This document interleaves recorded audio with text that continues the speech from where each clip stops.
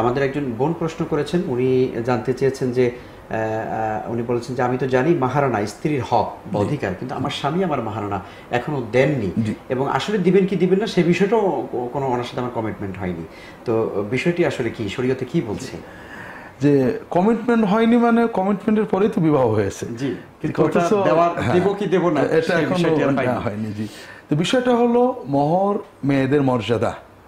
একজন নারীকে স্ত্রী করে আনার জন্য তাকে যেমন আমরা একজন সম্মানিত মানুষকে কিছু হাদিয়া দিয়ে নিয়ে যাই, তার জন্য উপহার দিই, স্ত্রীর জন্য এটা একটা নিরাপত্তা এবং মর্যাদা হলো আল্লাহর পক্ষ থেকে ফরজ যে তাকে মোহর দিতে হবে। এই মোহরটা দেওয়ার জন্য, শোনানোর জন্য নয়। মোহর নির্ধারণ করে মোহরটা দিয়ে দেওয়া ফরজ। তবে মোহর না দিলে বিবাহ সম্পর্কে কোনো ক্ষতি হবে না, বিবাহ চলবে। মোহর তার ঘাড়ে ফরজ। যেমন আপনি একটা চুক্তিবদ্ধ হয়ে আপনি একটা জিনিস গ্রহণ করলেন, এই চুক্তির টাকা দিয়ে দিতে বাধ্য, কিন্তু দেরি করলে আপনি দায়ী হবেন। জিনিসটা আপনি নিয়ে নিয়েছেন, এটা অবৈধ নয়। এই জন্য স্বামী স্ত্রী যখন একটা মোহরের চুক্তিতে বিবাহ করেন, মোহর বাকি রাখার কারণে বৈবাহিক সম্পর্কে কোনো ত্রুটি হয় না। অনেকে মনে করেন মোহর না দিয়ে স্ত্রীর সাথে বিয়ে হয়নি বা ইত্যাদি, এটা ঠিক কথা না। বিয়ের আগে যদি এটা যদি কমিটমেন্ট না হয় তাহলে কি বিয়ে হবে?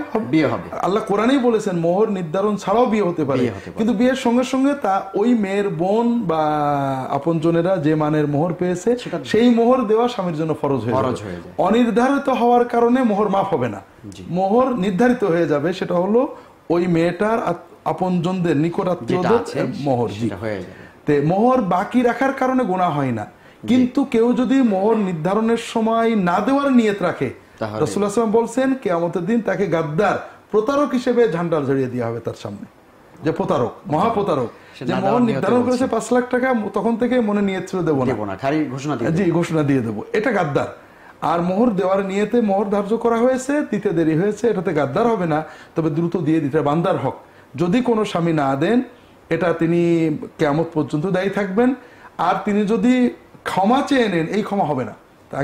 কারণ অনেক সময় মেয়েরা দুর্বলতার কারণে, অসহায় হয়ে ক্ষমার কথা বলতে, শরমের কারণে ক্ষমা করে দেয়। এই জন্য মোহর তাকে বুঝে দিতে হবে। বুঝে দেওয়ার পরে যদি তিনি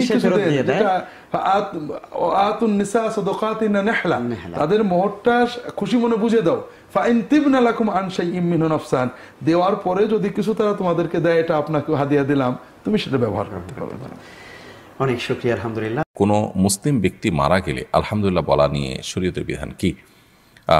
যদি লোকটি অনেক বেশি পাপিষ্ট হয়, তার কারণে মানুষ ক্ষতিগ্রস্ত হয়, তার মৃত্যুতে অনেক মানুষের মুক্তি মিলে, তাহলে সেক্ষেত্রে মানুষ ইন্নালিল্লাহ বলল, আলহামদুলিল্লাহ বলল, সেটা বলা অযৌক্তিক নয় বা নাজায়েজ নয়। নাবালেগ এবং মুসাফিরের জন্য কোরবানি করার বিধান কি? নাবালেগ বা প্রাপ্তবয়স্ক ব্যক্তির উপরে কোরবানি আবশ্যক হয় না। ঠিক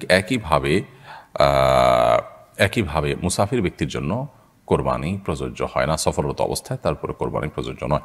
জুমার দিনে কাউকে জুম্মা মুবারক জানিয়ে শুভেচ্ছা জানানো জায়েজ আছে কি না?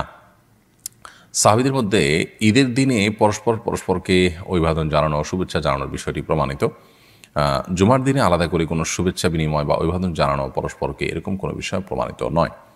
বিধায় জুমার দিনকে ঈদের যদিও হাদিসে এটাকে একরকম ঈদের দিন বলা হয়েছে, কিন্তু এটাকে আপনার ঈদের দিনের মতো শুভেচ্ছা বিনিময় সহ ঈদের অন্যান্য সুন্নাহগুলো এখানে ইমপ্লিমেন্ট করা, সেটা অবশ্যই সুন্নাহ সম্মত নয়। তাহলে জুমা মুবারক জানিয়ে শুভেচ্ছা করা এটা সুন্নাহ সম্মত নয়। আপনাদেরকে নিজস্ব মাদ্রাসা যদি থাকে, সেটা কি মাদ্রাসা? ইতিমধ্যে আমাদের সুন্নাহ ফাউন্ডেশন থেকে মাদ্রাসাতে সুন্নাহ আমরা স্থাপন করেছি। এটি আমাদের সুন্নাহ ফাউন্ডেশন মসজিদ কমপ্লেক্সের সাথেই। বিস্তারিত জানার জন্য আপনি ফাউন্ডেশনের অফিসিয়াল নাম্বারে যোগাযোগ করতে পারেন। আব্দুল গাফার লিখেছেন, খাসিকৃত পশু দ্বারা কোরবানি করা যাবে কিনা? অবশ্যই খাসিকৃত পশু, এটাকে দিয়ে আমরা কোরবানি করতে পারি। এটা দিয়ে কোরবানি করলে কোনো প্রকার গুনাহ হবে না এবং নাজায়েজ কোনো কাজ হবে না। ইন্ডিয়া থেকে বলছি, আমি একটা খ্রিস্টান বাড়িতে কাজ করি, তার বাড়ির খাবার খাওয়া যাবে কিনা? হালাল খাবার দিলে সেটা খেতে পারেন। তার খাবার যদি হারাম কিছু না থাকে, অপবিত্র কিছু না থাকে, আপনি খেতে পারেন, কোনো অসুবিধা নেই।